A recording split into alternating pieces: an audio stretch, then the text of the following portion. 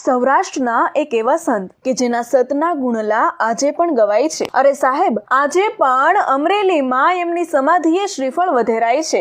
એક એવા સંત કે જેમણે પરપીડા જાણીને બીજાના પાપને પોતાના માથે લઈ લીધું. કેવા મહાન હશે એ સંત કે જેણે બીજાનું કલંક પોતાના માથે લઈ લીધું. આ સંતનું નામ છે મૂળદાસ બાપુ. સાહેબ, એવું કહેવાય છે કે અમરેલીની બજારમાં જ્યારે સંત મૂળદાસજી નીકળે ને ત્યારે અમરેલીની સ્ત્રીઓ એમના પગમાં બાળકોને પગે લગાડતી હતી અને કહેતી હતી કે બાપુ, આના માથા પર હાથ ફેરવતા જાઓ. અરે જે માણસનું આટલું સન્માન હોય એની બીજી તો શું વાત કરવી. પણ એક દિવસની વાત છે. અમરેલીમાં સંત મૂળદાસ બાપુનો આશ્રમ હતો. એક વખત રાતના સમયે આશ્રમની નજીક એક મહિલા કૂવામાં પડવા માટે આવી. બાપુ સમાધિમાં બેઠા છે અને તેમની નજર આ મહિલા ઉપર પડે છે. બાપુએ વિચાર્યું કે જો હું સાદ નહીં પાડું તો આ મહિલા જીવ દઈ દેશે. સંત મૂળદાસ બાપુનું હૃદય દ્રવી ગયું અને તેમના મોઢામાંથી શબ્દો સરી પડ્યા. કોણ છો બેટા? ત્યારે સામેથી જવાબ આપ્યો, બાપુ, હું કુંવારી છું અને મારા પેટમાં બાળક છે. મારાથી ભૂલ થઈ ગઈ છે, મારાથી મોટું પાપ થઈ ગયું છે. હવે જો હું આ બાળકના પિતાનું નામ આપું ને તો હું અને મારું બાળક બંને બચી જઈએ. પણ હું કોનું નામ આપું? જો નામ આપું તો એ વ્યક્તિને આખું અમરેલી મારશે અને જીવવા નહીં દે, અને જો નામ નહીં આપું તો મને જીવવા નહીં દે. આટલું સાંભળતા જ સંત મૂળદાસજીએ પ્રશ્ન કર્યો, બેટા, તું કોઈનું નામ આપી દે તો તું અને તારું બાળક બંને બચી જશો?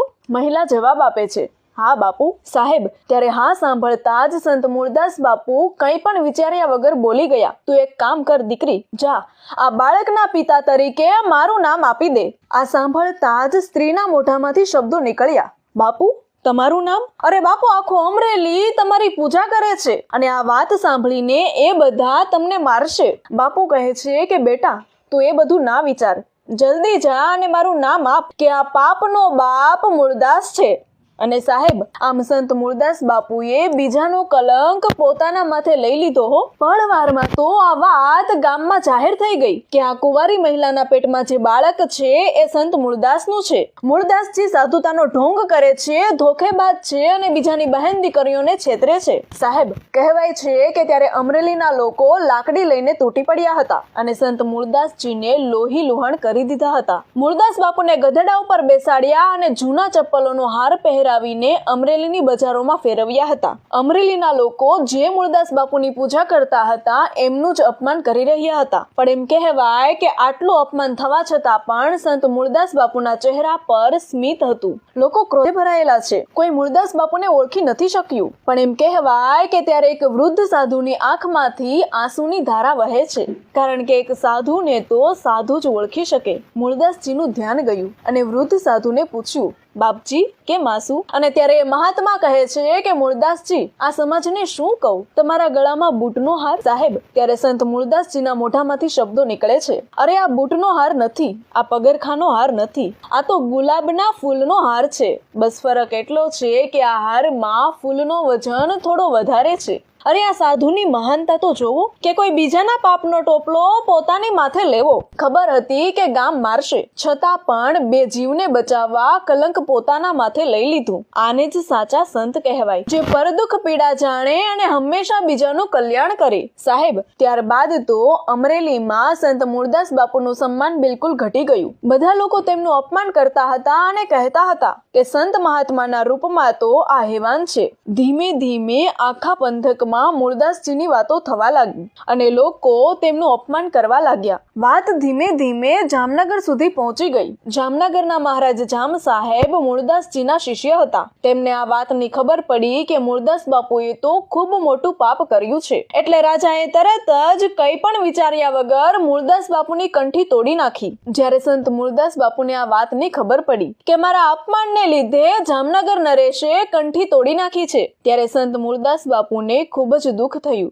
અને બોલ્યા કે આ દુનિયામાં તો કોઈ મને નથી ઓળખી શક્યું, પણ જામનગર નરેશ, તમે પણ મને ઓળખી ના શક્યા. બાપુને ખૂબ જ દુઃખ થયું. એક દિવસ મૂળદાસ બાપુને દ્વારિકાની યાત્રા કરવાની ઈચ્છા થાય છે, પરંતુ તેમની સાથે જવા માટે કોઈ તૈયાર નથી. દરેક લોકો તેને ધિક્કારતા હતા અને બહાર નીકળે તો લોકો તેમને જોઈને ગાળો આપતા. અને ન બોલવાનું બોલતા હતા. પણ બાપુને તો યાત્રા કરવા જવું હતું એટલે એકલા જ દ્વારિકાની યાત્રા કરવા માટે નીકળી પડ્યા. થોડા દિવસ પછી જામનગર નજીક પહોંચ્યા ત્યારે અચાનક જ મૂળદાસજીને યાદ આવ્યું કે જામનગરના મહારાજે તો મારી કંઠી તોડી નાખી છે, પણ ગમે એમ મેં એના માથા ઉપર હાથ મૂક્યો છે, મારે સંબંધ કેમ તોડવો? શિષ્ય તોડે પણ ગુરુ કઈ થોડા સંબંધ તોડે? ગમે એમ તો મારો શિષ્ય છે, મારે એની સંભાળ લેવા તો જવું જ પડે. ત્યારબાદ મૂળદાસજી જામનગર મહારાજના દરબારમાં ગયા. આખું રાજકુટુંબ મૂળદાસજીને ઓળખે, કારણ કે એ રાજના ગુરુ હતા. મૂળદાસજીએ દરવાજેથી પૂછ્યું, મહારાજ ક્યાં છે? તો કોઈ સેવક બોલ્યા કે એ તો મોટા મંદિરે ગયા છે, કારણ કે તેમણે નવી કંઠી બાંધી છે, નવા ગુરુ ધારણ કર્યા છે, એટલે તેઓ સત્સંગમાં બેઠા છે. મૂળદાસ બાપુ મોટા મંદિરમાં ગયા. તેમણે બહારથી કહેવડાવ્યું કે મહારાજને જઈને કહો કે પાપી મૂળદાસ આવ્યા છે, 5 મિનિટ માટે જ તેમને મળવું છે. એમને કહેજો કે એને ખબર છે કે તમે કંઠી તોડી નાખી છે, એ દક્ષિણા લેવા નથી આવ્યા, પરંતુ એમને 2-5 મિનિટ માટે મળવું છે. સેવક અંદર જાય છે અને મહારાજને કહેવા લાગ્યા કે સંત મૂળદાસજી આવ્યા છે. જામનગરના મહારાજની તો આંખો પહોળી થઈ ગઈ. મહારાજને ગભરામણ શરૂ થઈ ગઈ અને મહારાજે કહ્યું, એમને અંદર લઈ આવો. સેવકે મૂળદાસજીને કહ્યું, બાપુ મંદિરમાં પધારો. મૂળદાસજી પ્રવેશ કરતા હતા ત્યારે તેમણે મંદિરની બહાર એક કચરાના ઢગલામાં મરેલી બિલાડી જોઈ. મૂળદાસજી મરેલી બિલાડીનો પગ પકડીને મંદિરની અંદર ગયા. બધા લોકો જોવા લાગ્યા અને વાતો કરવા લાગ્યા કે બાવો ભાન ભૂલ્યા લાગે છે, કઈ ખબર નથી પડતી કે શું? મંદિરમાં મરેલી બિલાડી લઈને ના જવાય. જામનગર મહારાજ પણ ઊભા થઈ ગયા. મૂળદાસજી જામનગરના મહારાજને કહે છે, મને ખબર છે કે તે મારી કંઠી તોડી નાખી છે, હું દક્ષિણા લેવા નથી આવ્યો, હું તો દ્વારિકાધીશના દર્શને જતો હતો અને વચ્ચે જામનગર આવ્યું તો ખાલી તને મળવા માટે આવ્યો છું. મને ખબર પડી કે જામનગર નરેશે કંઠી તોડી નાખી છે અને નવી બંધાવી છે, પણ આ તો તારી સાથે જૂનો નાતો છે એટલે મળવા આવ્યો હતો. મૂળદાસજીએ કહ્યું, 5-5 મિનિટે કંઠી બદલનારા જામનગરના માલિક. આમ કહીને બિલાડીનો ઘા કર્યો અને બોલ્યા, આ બિલાડીના બચ્ચા દૂધ વગર રડે છે, તું અને તારા ગુરુ આ બિલાડીને જીવતી કરી દો. 5-5 મિનિટે કંઠી બદલનારા જામનગરના માલિક, આ બિલાડીને જીવતી કરો. સાહેબ, જામનગરના મહારાજને તો થરથરાટ શરૂ થયો. જામનગર નરેશ અને તેના ગુરુ બંનેની આંખો નીચી થઈ ગઈ. થોડી વારમાં વાતાવરણ એકદમ શાંત થઈ ગયું. પછી મૂળદાસજી બોલ્યા, આ ગુરુજીની તાકાત ન હોય ને તો મહારાજ શ્રીને કહો કે ઠાકોરજીનું જળ મારા હાથમાં આપે. એક સેવકે ઠાકોરજીનું જળ મૂળદાસજીના હાથમાં આપ્યું અને 3 વાર રામ રામ રામ બોલીને મૂળદાસજીએ બિલાડી ઉપર અંજલિ છાટી અને ત્યાં તો જોત જોતામાં બિલાડી બેઠી થઈ ગઈ. આ કોઈ એલફેલ વાત નથી સાહેબ, સત્ય બનેલી ઘટના છે. તમને એમ થતું હશે કે મરેલી બિલાડી બેઠી થાય? હા, આ એક સત્ય ઘટના છે. બેઠી થાય નહીં, પણ બાપુએ બેઠી કરી અને લોકો જોતા રહી ગયા. સાહેબ, આ બિલાડી એમ જ બેઠી નહોતી થઈ, પણ જ્યારે સંત મૂળદાસ બાપુ 3 વાર રામ રામ રામ બોલ્યા ને ત્યારે એમણે બિલાડીને 3 મહિનાનું આયુષ્ય આપ્યું હતું કે મારી ઉંમરના 3 મહિના હું તને આપું છું, જા બેઠી થા. અને કહેવાય છે કે બિલાડી બેઠી થઈને ચાલવા લાગી. આટલું જોઈને જામનગર નરેશની આંખમાંથી આંસુની ધારા વહેવા લાગે છે. તેમને ભૂલનો ખૂબ જ પસ્તાવો થવા લાગ્યો